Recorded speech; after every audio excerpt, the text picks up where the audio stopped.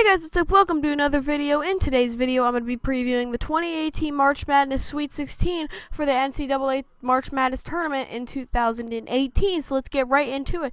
We'll start with the South region, where the 9-seeded Kansas State Wildcats are taking on the 5-seeded Kentucky Wildcats.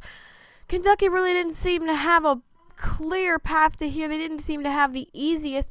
They were predicted to have Arizona on their plate if they got past Arizona, Virginia, if they got past Virginia, possibly Cincinnati or Tennessee again. And it just wasn't looking good for the Kentucky Wildcats. But with wins by 13-seeded Buffalo, 9-seeded Kansas State, 16-seeded UMBC being the first 16 seed to ever win the first round game against a 1 seed, Kentucky's path got very clear to the Final Four. They still got a questionable West region that definitely will have a good team coming out of that region, but it could possibly be a Texas A&M or a Gonzaga or a Florida State. They really Kentucky they want either, I would say, Florida State or Texas A&M, because if they get Michigan, that's going to be a very good game. Tough for Kentucky. Same thing goes for if they can play Gonzaga. So I say Kentucky moves on here, but considerably.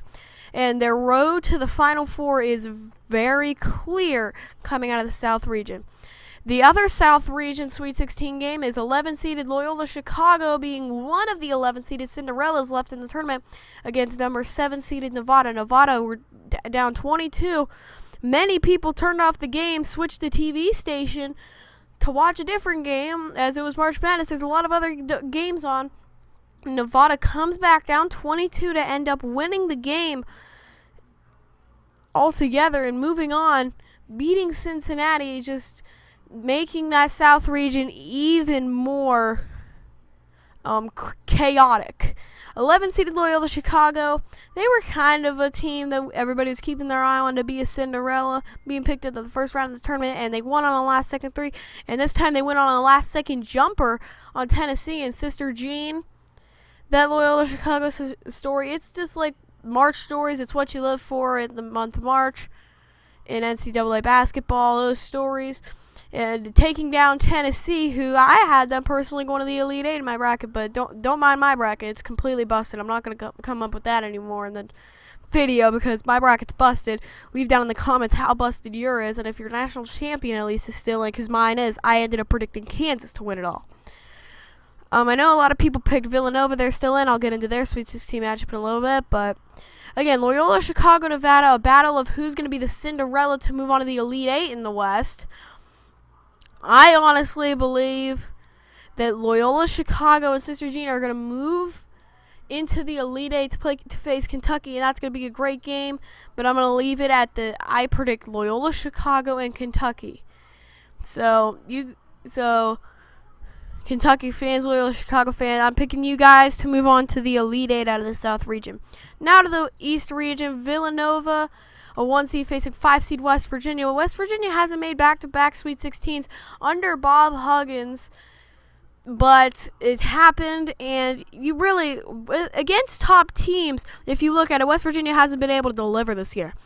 They had Kansas weren't able to deliver on multiple occasions.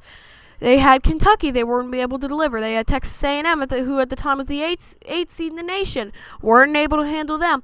So they haven't been able to come up in the clutch in these games very recently. So I say Villanova moves on to the Elite Eight in this one.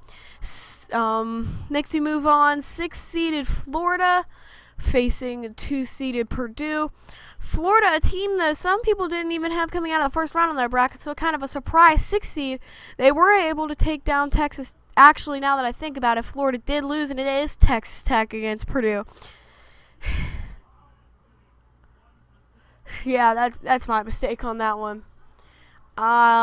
So it is Texas Tech versus Purdue. So Texas Tech, now that we look at it, now let's look at Texas Tech.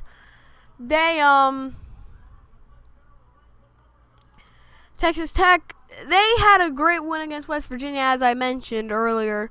But has that been their only win? It really has. They weren't able to beat West Virginia a second time in the Big 12 tournament. So if you look at it, there really hasn't been able to they've been able to win one big game, but they haven't been able to win very many others. Purdue, same, honestly, because they had a long winning streak. They had one loss, and they played an Ohio State team who was kind of mediocre at the time, considering where they were, and they were able to end that winning streak that they had. Facing Michigan State, a good Big Ten team, they ended up losing. A Wisconsin team that didn't even make the tournament, they ended up losing to them. 3 straight losses. So both teams are very controversial when it comes to playing good opponents. But I see Purdue coming out of this game. So I got Purdue and Villanova moving on to the Elite Eight out of the East region. Let's move on to the Midwest region right now. We got 1-seeded Kansas, my personal national champion, being picked against Clemson. Clemson, they're kind of a half-decent team coming out of the ACC. And same with Auburn. They came out of the SEC, though. They had an injury that kind of messed them up. I think that might have honestly cost them the game against Clemson. So Clemson, New York team. I see Kansas moving on in this game. Next, we got 11-seeded Syracuse, the other 11-seeded Cinderella team, moving on against 2-seeded Duke. And if you look at it, it's getting a lot easier. It's getting a lot clearer in the path of Duke. They had 15-seeded Iona to start out. Then they had an A10 team in Rhode Island. Took care of business both times. They have an SEC foe in Syracuse that they have had a couple times throughout the season. So I think that the experience of Duke here, a Marvin Bagley, Grayson Allen the senior, I think that they have enough talent and experience against Syracuse themselves in ACC play, a fellow ACC team in Syracuse, that Duke is going to be able to move on in this game to face Kansas. And now Kansas, Duke has a lot, again, they have a lot of experience with those good teams, but not against the Big 12.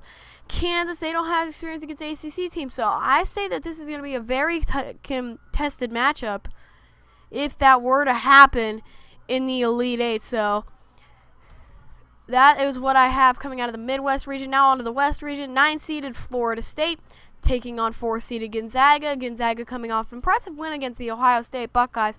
Ohio State kept climbing back. They went on a 15-0 run to start the game. So I think you can say that Gonzaga is the more dominant team here, but you better watch out for Florida State because people had Xavier going to the Elite Eight and Final Four of their bracket. They were a very controversial 1-seed, but people did end up believing in them, and they lost to Florida State. Florida State was predicted to lose to Missouri, let alone beat Missouri and Xavier, so they are a very underrated team in this tournament that can make a big splash in this game against Gonzaga, but I say that Gonzaga is going to be able to move on here. 3-seeded Michigan against 7-seeded Texas A&M. I got Texas A&M moving on in this game because Michigan, many people think that they should be out, and so do I. Winning on a buzzer beater from Jordan Poole against Houston because Houston missed a couple of free throws. Texas A&M crushing North Carolina. So I think that Texas A&M has the momentum. They've got the swing. I think that they're moving on to the Elite Eight in this game. You can let me know your predictions for the Elite Eight also down in the comments below. But that's going to be it for the video, guys. Thanks for watching. Like, share, and subscribe for more of this stuff and as baseball season approaches. Most, if not all, of my videos now coming in the coming future. Maybe a video here and there for a preview on the Elite Eight, Final Four national championship games. Those will be the only non-baseball related videos coming up until March 29th opening day, and I'll still have some baseball related videos coming up after that, so make sure to stay tuned for that and stay subscribed for that. And until next time, again, thanks for watching this video.